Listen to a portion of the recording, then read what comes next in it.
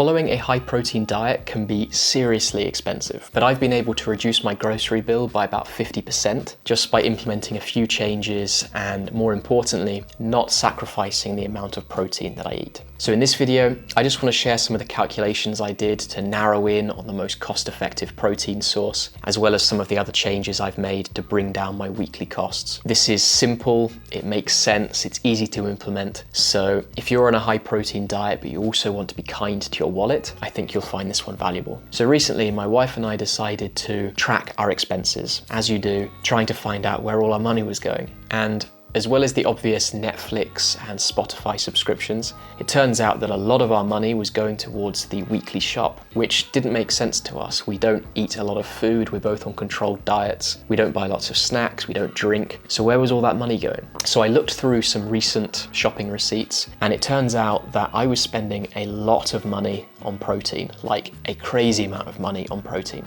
So I decided to do some calculations to try and bring this cost down, and it's been pretty eye-opening. So I took the 10 most common protein sources I could think of, like eggs, milk, chicken, beef, protein bars, protein powder, protein yogurts, things like that. And I looked at how many grams of protein are in one serving. And then I took the price of one serving and used that to calculate how many grams of protein I get for each pound that I spend. So for these calculations, I've used Tesco, which is a UK supermarket chain, because that's where I shop. And I've done all the calculations in British pound sterling, but I've also included the US dollar prices as well, because that's a more universally accepted, universally understood currency. So here we go. This is the final list of all those protein sources ranked by how cost effective they are. So let's look at the products marketed as high protein products, like the protein bars, protein powders, protein yogurts. These are actually pretty poor, really. And this is the reason I was spending so much money.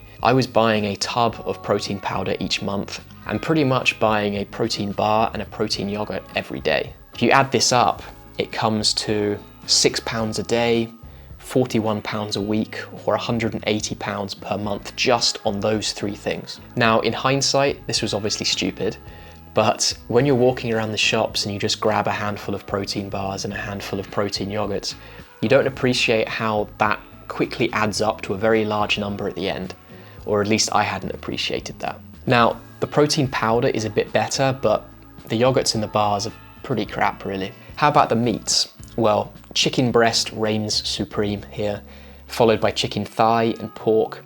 Beef is way lower down on the list, and lamb is even worse.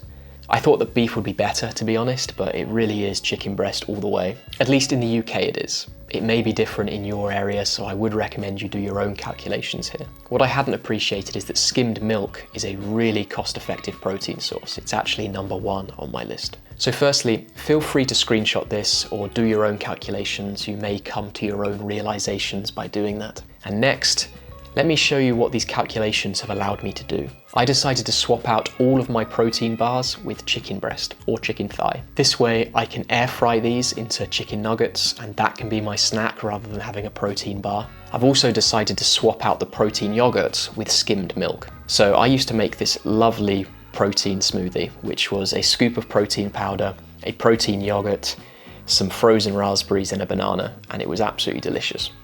But I've swapped this out now, so that I've swapped the protein yogurt with skimmed milk, and it still tastes pretty good. Not as good, I'm not gonna lie, but it's still pretty good. So this was a simple substitution to make. Now, by changing from protein yogurts to skimmed milk, I'm not getting as much protein in that smoothie, but I can make up for this by having more glasses of milk throughout the day, which is probably a better way of doing it anyway. It's less all in one go and more spread out. I've also decided to focus more on chicken and eggs rather than beef and lamb.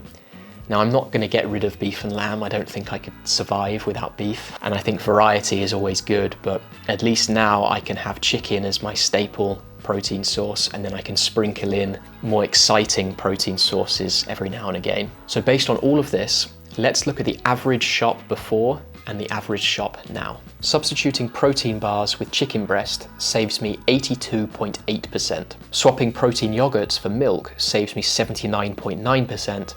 And swapping out beef with chicken thigh saves me 35.1%, which is pretty cool. So just looking at the protein sources, not the other things I'd buy at the supermarket. Before, I would spend about £73 per week. And now, by making some simple substitutions, I'm spending about £37 a week. That is a 49.2% saving, which is amazing. This is really going to help get our grocery bills under control. So I hope that inspires you. If I could offer one piece of advice, it would be do these calculations yourself. Calculate how many grams of protein you can get for £1, for $1, for €1, whatever. Find out what the most cost-effective protein source is in your area. And then when you know that, you can start to substitute these into your meal plan and bring down your overall costs. I guarantee the big savings will come from moving away from the protein bars and the protein yogurts and more towards the real sources like the meats, the cheeses, milk, things like that. Hopefully that was helpful and has given you some ideas if your grocery bills are getting out of control, but you still want to eat a lot of protein each day. I recommend you watch this video next. In it, I explain 4 common mistakes that everyone makes when they diet, including myself, and how you can avoid them. Thank you very much for watching. I'll see you in the next video.